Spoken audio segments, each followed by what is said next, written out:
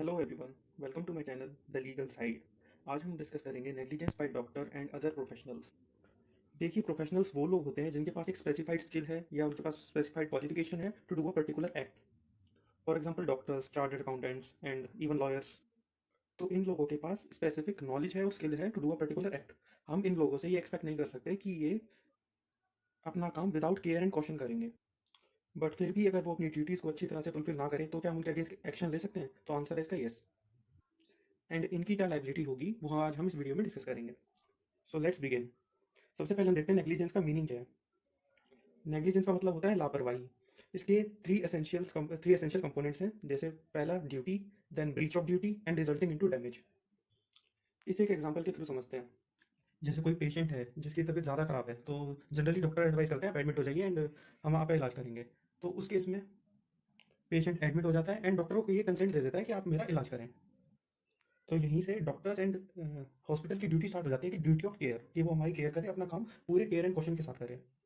अगर वो इस ड्यूटी को फुलफिल नहीं करते, इस ड्यूटी को ब्रीच करते हैं, विच रिजल्ट्स इनटू डैमेज, यानी कोई नुकसान हो जाता है। जैसे कई बार पेशेंट की जान चली जाती है, उसे और कोई नुकसान हो जाता है। जैसे कि हमने कई बार न्यूज़ में भी पढ़ा है कि डॉक्टर ने ऑपरेशन किया एंड अपना कोई इक्विपमेंट उसी में छोड़ दिया, कैची पेट में ही छोड़ दी। तो हम कह सकते हैं दे हैव एक्टेड नेग्लिजेंटली। उनकी अब क्योंकि उनकी ड्यूटी थी, उन्होंने ड्यूटी को ब्रीच किया एंड जिससे कि पेशेंट को डैमेज हुआ, तो ये नेग्लिजेंस का केस है। देखिए, जब कभी नेग्लिजेंस का केस होगा तो पेशेंट, या अगर पेशेंट की डेथ हो गई तो उसके परिवार वालों के पास दो ऑप्शन होते हैं। एक तो क्रिमिनल प्रोसीडिंग करना and second civil suit file करना।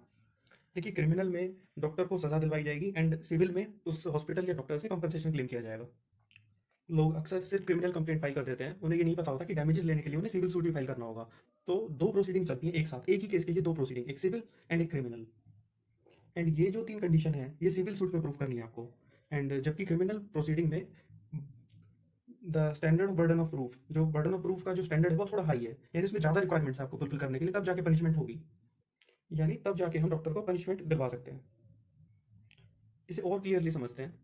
जैसे क्रिमिनल प्रोसीडिंग में 304A ऑफ आईपीसी एप्लीकेबल होता है अगर नेग्लिजेंट एक्ट की वजह से, जैसे कि हमारे एग्जांपल में अगर पेशेंट की मौत हो गई तो यहाँ पर प्रोसीडिंग्स के खिलाफ इनिशिएट हो जाएंगी एंड उसको सजा मिलेगी 2 साल और फाइन, या फिर दोनों। तो क्रिमिनल में डॉक्टर को सजा दिलवाएंगे एंड सिविल में हम कंपनसेशन क्लेम करेंगे। देखिए, जैसे मैंने आपको बताया, क्रिमिनल में high standard of burden of proof है, यानी कि ज़्यादा रिक्वायरमेंट्स है, प्रूफ ज़्यादा रिक्वायरमेंट्स आपको प्रूफ करनी होंगी। बट क्रिमिनल में हमें ये स्पेसिफिकली बताना होगा कि इस डॉक्टर की वजह से, इनके इनके नेग्लिजेंट एक्ट की वजह से पेशेंट की डेथ हुई। जबकि सिविल केसेस में रिक्वायरमेंट थी सिर्फ ये बताना ड्यूटी थी, ब्रीच हुआ एंड डैमेज कॉज हुआ। उसमें रिक्वायरमेंट्स कंपेरेटिवली लो हैं, यहाँ पे हमें स्पेसिफिकली बताना होगा।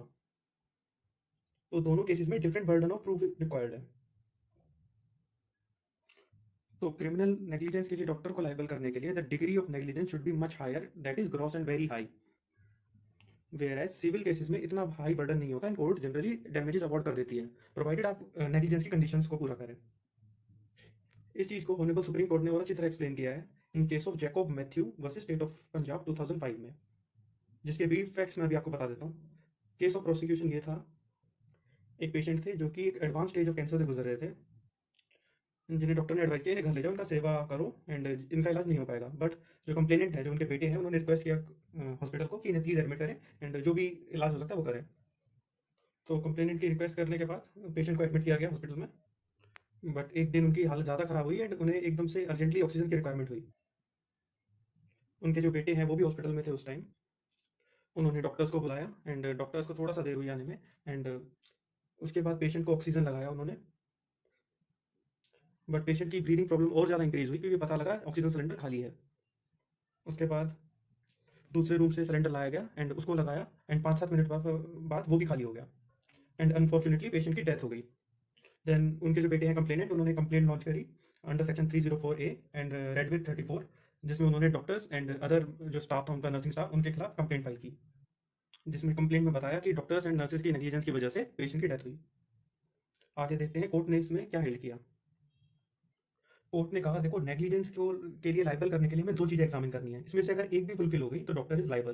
पहली चीज़ है कि जो डॉक्टर है या अदर जो कोई प्रोफेशनल है, वो जो काम कर रहा था उसके लिए उसके पास रिक्वायर्ड स्किल और क्वालिफिकेशन थी ही नहीं। फॉर एग्जांपल जैसे कोई कुछ झोला छाप डॉक्टर्स होते हैं जिन पर डिग्री होती नहीं है और अपना क्लिनिक खोल के बैठ जाते हैं, दवाइयाँ देते हैं, इंजेक्शन लगाते हैं, सब काम करते हैं, तो इस केस में वो भी फॉल करेंगे इस केस में। या फिर सेकंड रिक्वायरमेंट ये पूरी हो जाए कि मान लो डॉक्टर के पास क्वालिफिकेशन तो थी, बट उस जो रीजनेबल कॉम्पिटेंस है वो उसने रीजनेबल जो स्किल है वो एक्सरसाइज नहीं की। जो कि कोई भी रीजनेबल डॉक्टर, कोई भी नॉर्मल जो डॉक्टर होगा वो एटलीस्ट वो प्रिकॉशन तो जरूर लेता वो। तो रीजनेबल प्रिकॉशंस भी नहीं लिए। फॉर एग्जाम्पल कोई भी reasonable doctor without gloves operation नहीं करेगा, या कोई भी रीजनेबल डॉक्टर से हम ये एक्सपेक्ट नहीं कर सकते कि वो पेट में कुछ भी, कोई भी ऑपरेशन के बाद कोई भी इक्विपमेंट छोड़ देगा। इतना नेग्लिजेंट एक्ट हम डॉक्टर से ये एक्सपेक्ट ही नहीं कर सकते। देखिए, आप कॉमन सेंस में सोचिए, कोई भी रीजनेबल डॉक्टर से आप क्या एक्सपेक्ट करेंगे? जैसे कि मान लीजिए किसी पेशेंट को बुखार है, तो डॉक्टर उसे जनरली बुखार की ही गोली देंगे। एंड डिफरेंट डॉक्टर्स का डिफरेंट ओपिनियन हो सकता है, कोई एक गोली देगा बुखार की, कोई दूसरी गोली रिकमेंड कर सकता है, बट ऐसा नहीं होगा कि कोई ऑर्डिनरी डॉक्टर उस केस में टीबी की दवाई दे दे या फिर कैंसर की दवाई दे दे। एक रीजनेबल डॉक्टर से कहाँ एक्सपेक्ट किया जा सकता है कि वो ऐसा करेगा? तो इतनी डिग्री ऑफ नेग्लिजेंस रिक्वायर है अगर क्रिमिनल केस में हमें डॉक्टर को लाइबल करना है, कि वो उसने ऑर्डिनरी किसी डॉक्टर, जो कोई नॉर्मल डॉक्टर है, उतना भी रीजनेबल स्किल और कॉम्पिटेंस एक्सरसाइज नहीं किया उसने, तब जाके हम डॉक्टर को क्रिमिनली लाइबल कर पाएंगे। जबकि सिविल में इतनी रिक्वायरमेंट्स नहीं है, उसमें सिर्फ हमें breach of duty and damage prove करना है। देखिए, कोर्ट भी एक्सपर्ट नहीं है। ये कैसे पता लगेगा कोर्ट को कि रीजनेबल कॉम्पिटेंस उसने एक्सरसाइज की कि नहीं डॉक्टर ने? इसके लिए वो और डॉक्टरों से पूछेगा कि कोई भी ऑर्डिनरी डॉक्टर क्या ऐसा कर सकता था? अगर जवाब है हाँ, तो हम उसे लाइबल नहीं करेंगे। बट किसी डॉक्टर ने ये कहा कि नहीं, कोई भी मतलब ऑर्डिनरी प्रूडेंस का डॉक्टर ये सब नहीं बोलेगा, ये दवाइयाँ कभी रिकमेंड ही नहीं करेगा, तो उस केस में डॉक्टर लाइबल हो जाएगा। कोर्ट ने इसमें यह भी कहा कि हम हाईएस्ट लेवल ऑफ एक्सपर्टीज नहीं कहेंगे, देखेंगे कि दुनिया का सबसे हाईएस्ट डॉक्टर क्या रिकमेंड करता, नहीं, सिर्फ ऑर्डिनरी चीज देखेंगे हम कि क्या कोई ऑर्डिनरी डॉक्टर ये चीजें रिकमेंड कर सकता था। हाँ, तो फिर यानी वो नॉर्मल प्रूडेंट प्रूडेंट डॉक्टर है, otherwise he would be liable for 304 है। तो कोई भी नॉर्मल डॉक्टर जो भी चीजें स्किल अपनी एक्सरसाइज करता, उतनी स्किल उसने एक्सरसाइज करी, तो उसे लायबल नहीं करेंगे। हमें क्रिमिनल के लिए कुछ एक्स्ट्रा ऑर्डिनरी चीजें प्रूव करनी होती हैं। तो ये डिफरेंस है in civil and criminal proceeding में एविडेंसेस को प्रूव करने के लिए। ये डिफरेंट बर्डन है। फर्दर कोर्ट ने हेल्ड किया कि क्रिमिनल केस मेड आउट नहीं हुआ इस केस में, एंड हॉस्पिटल को हम लाइबल कर सकते हैं फॉर नेग्लिजेंस, बट यहाँ पर सीधा सीधा प्रूफ नहीं होना कि डॉक्टर की नेग्लिजेंस की वजह से पेशेंट की डेथ हुई। तो इसीलिए डॉक्टर्स एंड नर्सेज को हम लाइबल नहीं कर सकते under section 304A of IPC, क्योंकि डायरेक्ट कोई भी एविडेंस नहीं है जिससे पता लगे कि डॉक्टर के पर्टिकुलर एक्ट से के नेग्लिजेंट होने की वजह से पेशेंट की डेथ हुई। देखिए, डॉक्टर्स भी इंसान है, इंसानों से ही गलती होती है। इसीलिए कोर्ट ने इसी बात को कहा कि हम सिर्फ नॉर्मल डॉक्टर वाला देखेंगे कि नॉर्मल डॉक्टर क्या स्किल एक्सरसाइज करता है उस मूवमेंट पे। इसीलिए कोर्ट ने अवॉइड किया कि ऐसा एक्सपर्टीज नहीं देखेंगे कि highest level of skill doctor वो क्या एक्सरसाइज करता। देयरफॉर हम सिर्फ नॉर्मल एंड प्रूडेंट डॉक्टर कोई होगा, उसकी स्किल से, उसकी वो जो स्किल एक्सरसाइज कर सकता था उस केस में, सिर्फ उसी को स्टैंडर्ड मानते हुए हम डॉक्टर को प्रेजेंट केस में लाइबल करेंगे। तो कोर्ट ने कहा कि हॉस्पिटल में भी liable for non availability of oxygen, but doctors को हम लाइबल नहीं करेंगे। देखिए, इसे प्रेजेंट सिनारियो से रिलेट मत करिएगा, कहीं आप सोचे कि अब तो नॉन अवेलेबिलिटी ऑफ ऑक्सीजन है तो हम सिविल सूट फाइल कर सकते हैं डॉक्टर्स और हॉस्पिटल के अगेंस्ट एंड इस केस को बेस बना के। बट ऐसा बिल्कुल भी नहीं है। अभी सिचुएशन एक्स्ट्रा ऑर्डिनरी है, and extra ordinary situation normal circumstances से अलग है। अभी तो कहीं भी ऑक्सीजन नहीं, जैसा कि कोविड केसेस काफी ज्यादा इंक्रीज हो गए हैं, तो प्रोडक्शन ही नहीं है ऑक्सीजन का, तो इसलिए नॉर्मल सर्कमस्टेंसेज है ही नहीं, तो इसमें सूट डिसमिस हो जाएगा एंड सूट को फाइल करने का कोई फायदा भी नहीं है। क्योंकि मेरे ओपिनियन के हिसाब से अगर नॉर्मल सिचुएशन होती तो शायद आपका केस सक्सीड कर जाता फॉर दिस रीजन, बट अभी सर्कमस्टेंसेज दूसरे हैं। फर्दर कोर्ट ने बोलम टेस्ट का जिक्र किया।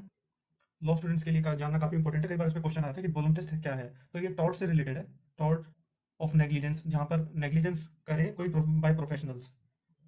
ये बोलम टेस्ट फॉरन जजमेंट पर बेस्ड है, जिसमें कोर्ट ने सेम चीजें कही कि जो भी कोई रीजनेबल प्रोफेशनल जो पर्टिकुलर फील्ड का है, वो जो स्किल एक्सरसाइज करता था उसको स्टैंडर्ड मान के हम एक्यूज को लाइबल करेंगे या फिर उसको एक्विट करेंगे।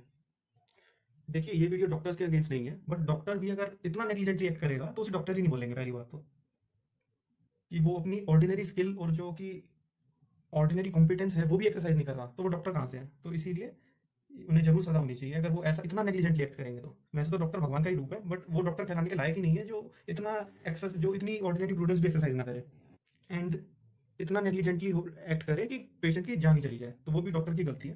तो मैंने आपको बता दिया इस वीडियो में कि क्या एक्शन हो सकता है प्रोफेशनल के अगेंस्ट।